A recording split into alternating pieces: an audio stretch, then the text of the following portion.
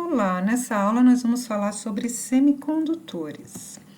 Nós vimos que, assim como nos isolantes, os semicondutores têm uma banda de valência totalmente ocupada e separada de uma banda de condução que está totalmente vazia. Essa separação é chamada energia de gap. Para que um elétron possa passar a banda de condução, ele precisa ganhar uma energia equivalente. Nos semicondutores, diferente dos isolantes, essa energia, como ela não é grande, não é tão difícil assim que elétrons possam ganhar energia. Até mesmo a energia térmica pode fazer com que algum elétron possa passar para a banda de condução.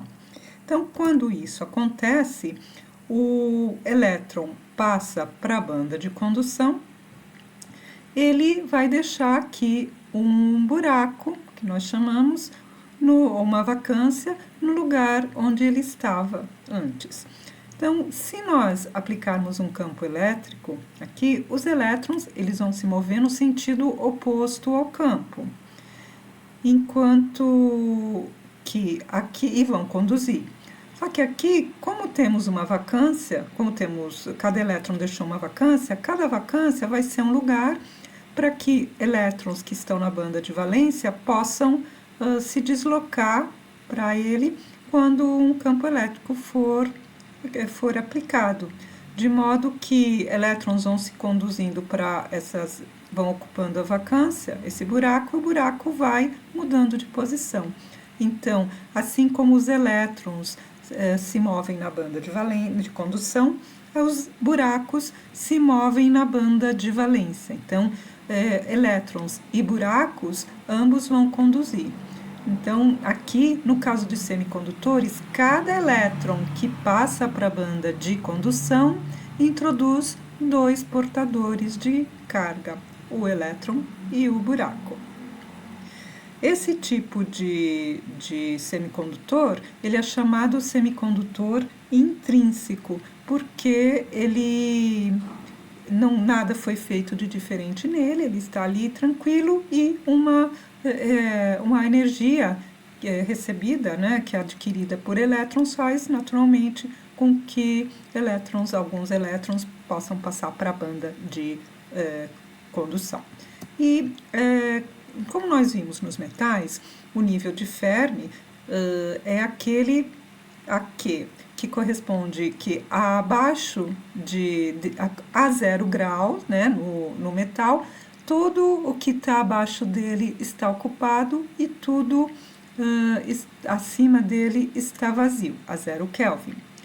Bem, e nós vimos também no exercício que foi feito no problema na aula passada, que a probabilidade de ocupação de um nível com uma determinada energia acima do nível de Fermi e a mesma energia abaixo do nível de Fermi, somando as duas, dá 1. Ou seja, ele está numa posição simétrica em termos de probabilidade de ocupação. Né? Se eu tenho um elétron em cima, tem um buraco embaixo, né? Então, podemos usar até esse raciocínio para entender que nos semicondutores o nível de Fermi está exatamente no meio da banda proibida. Analisando as propriedades comparando entre os condutores e semicondutores, vemos que uma propriedade importante, que é a resistividade, ela é muito maior nos semicondutores do que nos metais, como a gente pode ver, por exemplo, nessa tabela que ilustra o silício e o cobre. Uma outra coisa importante é a concentração de portadores de carga, que, como nós vimos nos metais, a concentração é bem alta nos metais, que vemos aqui nessa tabela, e já nos semicondutores ela é bem mais baixa. Uma outra propriedade é o coeficiente de temperatura da resistividade, o alfa. Vamos lembrar como que ele é calculado, né, determinado. Na verdade, ele corresponde à variação da resistividade, como esta resistividade varia em função da variação de temperatura. E vemos aqui que nos condutores ela é positiva. Aqui temos só um exemplo, mas nos condutores em geral ela é positiva. Em geral não, nos condutores ela é positiva e no semicondutor ela é negativa. O que significa isso? Se ela é positiva, no caso dos metais, significa que quando eu aumento a temperatura, eu também aumento a resistividade. Isso acontece porque quando eu aumento a temperatura, os elétrons eles vão ganhar muito mais energia cinética, então eles vão acabar tendo grande probabilidade de se chocar. Nesses choques, eles perdem energia e isso diminui a condução. Então, é uma resistividade maior. E por que nos semicondutores isso não acontece? Nos semicondutores, eles também vão ganhar mais energia cinética com o aumento da temperatura e também vai ter mais choques. Né? Porém, no metal, os elétrons já estavam praticamente ali na banda de condução. Eles já podiam conduzir com maior facilidade. Já nos semicondutores, quando eu aumento a temperatura, eu aumento a possibilidade, o número de elétrons que vão para a banda de condução e aumento também o número de buracos que vão ficar na banda de valência e que vão conduzir também. Então, apesar de aumentar a quantidade de choques entre elétrons, vai aumentar muito mais o número de portadores de carga. Então, isso ajuda no aumento da condução. E o que nós falamos anteriormente, nós vimos os semicondutores intrínsecos. Agora também temos os semicondutores dopados. No primeiro vídeo, que foi a introdução, na aula passada, eu falei que defeitos às vezes podem ser importantes, interessantes e podem ser introduzidos. Então vamos ver. Pegamos aqui, por exemplo, os elementos da coluna 4A da tabela periódica, eles têm 4 elétrons na última camada. Um exemplo, podemos pegar o silício, o germânio. Eles têm 4 elétrons aqui na última camada. Então, eles vão todos numa rede, né, formar uma rede cristalina e vão ter ligações covalentes com esses elétrons. Se nós produzirmos esse defeito, né, propositalmente, pegarmos um átomo de silício, retirarmos da rede e colocarmos, por exemplo, um elemento da coluna 5A. No silício, por exemplo, podemos pôr o fósforo, no germânio, normalmente é usado o arsênio, que tem um elétron a mais na última camada. Então, ele vai estar ali, isso é uma impureza substitucional, nós chamamos. Então, nós estamos colocando uma impureza, porque ele não é um átomo de silício, né?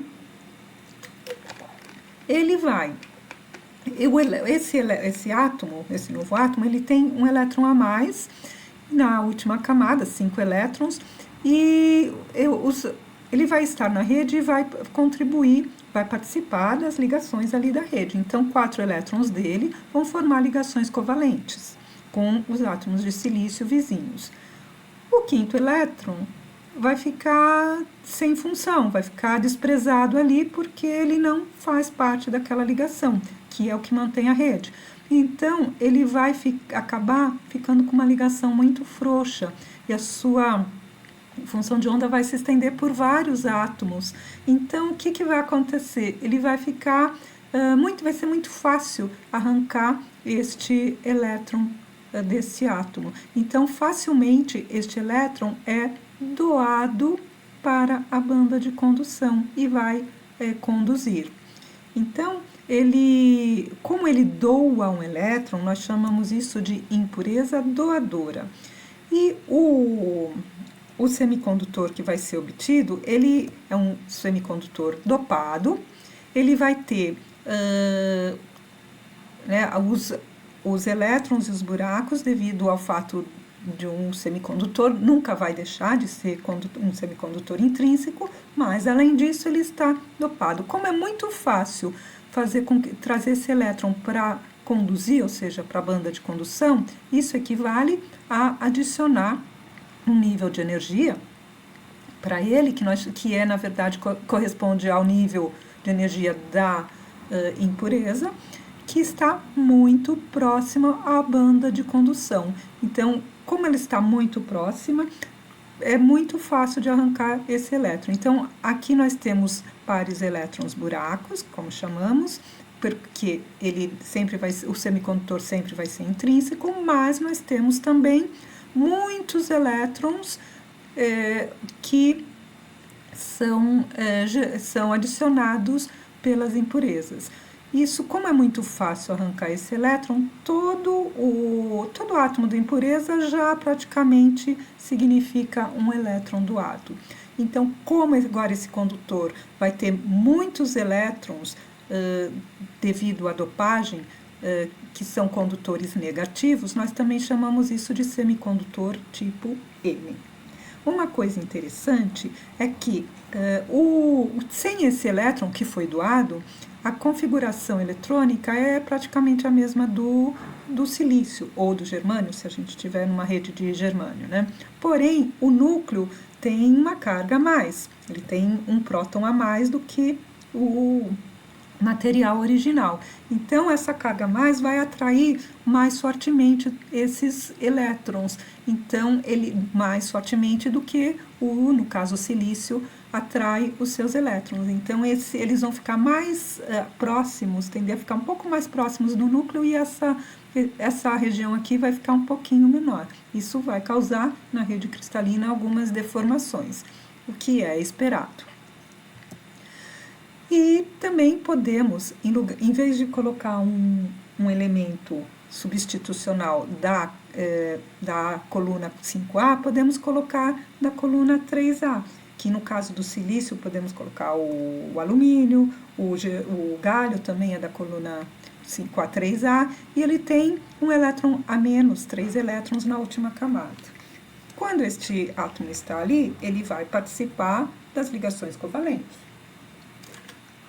mas vai faltar um elétron.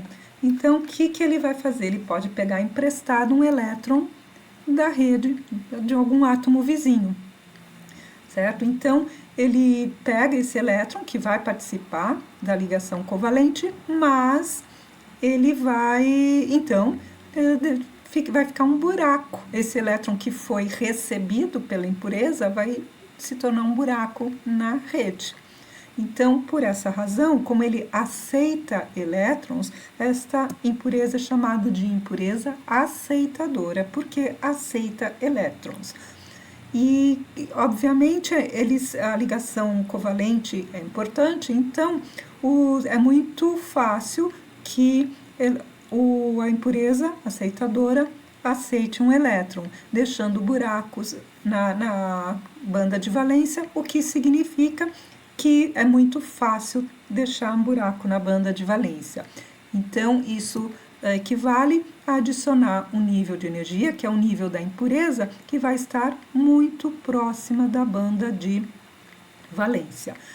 Percebam que temos alguns elétrons ali na banda de condução que deixaram também seus buracos na banda de valência, porque nós sempre temos o comportamento intrínseco de um semicondutor, mas a impureza está adicionando muitos buracos, ou seja, muitos portadores positivos, porque o buraco se move. Quando elétrons vêm ocupar os seus lugares, nós dizemos que é o buraco que se move. Então, como é a carga positiva, os portadores adicionados são de natureza positiva, nós chamamos esse semicondutor tipo P, é um semicondutor dopado tipo P. E agora, nós temos o núcleo desse átomo que tem uma carga a menos, né, eletrônica a menos, uma carga mais E, né, a menos do que os átomos de silício, então a atração dele pelos elétrons vai ser menor que a atração que os átomos da rede exercem sobre os seus elétrons. Então ele vai tender a ficar ligeiramente maior aqui na rede e por isso ele também vai causar uma pequena deformação que vai se estender em algumas poucas redes aí do cristal. Uma coisa importante a dizer, nós temos semicondutores tipo P e tipo N, porém, isso diz respeito ao tipo de portador de carga que é adicionado. O semicondutor como um todo, ele é sempre neutro, porque apesar de este átomo aqui da impureza ficar positivo, no caso da impureza aceitadora, ele vai ter um elétron que está, vai ter um buraco, né, que é uma carga positiva, que vai, bom, desculpa, a impureza aceitadora está recebendo um elétron e a impureza aceitadora vai ficar negativa, né, mas temos um buraco, que é uma carga positiva que se move pela rede. Então, o semicondutor total, ele continua neutro, assim como a impureza doadora, que ela vai doar um elétron, aquele íon vai ficar aqui positivo, mas o elétron está no semicondutor, então o total é neutro.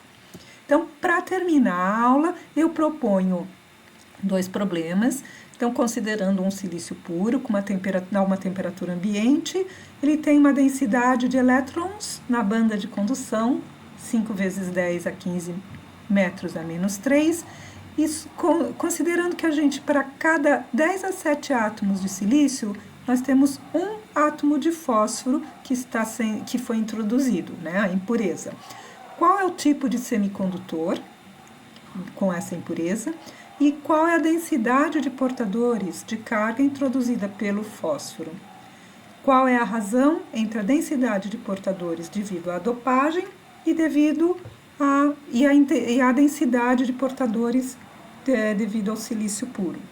Um segundo problema é considerando um material semicondutor, aqui ele não está dopado, e com uma largura de banda igual a 0,200 electronvolts, calcule a probabilidade de que um estado na parte inferior da banda de condução esteja preenchido a uma temperatura igual a 300 Kelvin e a uma temperatura igual a 310 Kelvin. Compare os resultados para ver a influência de 10 Kelvin nesse número. Então, esse foi o primeiro vídeo da aula de hoje.